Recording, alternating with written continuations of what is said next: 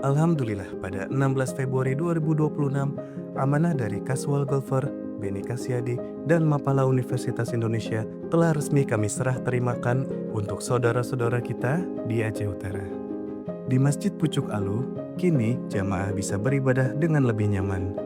1 unit tempat wudhu baru telah dibangun, lengkap dengan 5 rol sajadah dan 4 unit kipas angin untuk menghidupkan kembali suasana masjid pasca bencana. Kondisi masjid ini, air di dalam masjid 3 meter dan semua fasilitas masjid terbawa arus.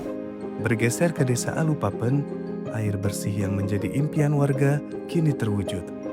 Melalui kolaborasi Casual Golfer dan Beni Kasyadi, 1 unit sumur air bersih beserta pipanisasinya telah mengalirkan manfaat hingga ke daya dan rumah-rumah warga. Yang terutama kami krisis air. Air nggak ada selama banjir. Tapi selama ada program ini, kami alhamdulillah ada bantuan dari bapak-bapak ini berguna bagi kami masyarakat Desa Alupapen. Menyambut bulan suci Ramadan, rekan-rekan Mapala UI juga turut membagikan 66 paket sembako yang berisi beras, telur, minyak, dan biskuit bagi masyarakat sekitar. Terima kasih atas sinergi luar biasa ini.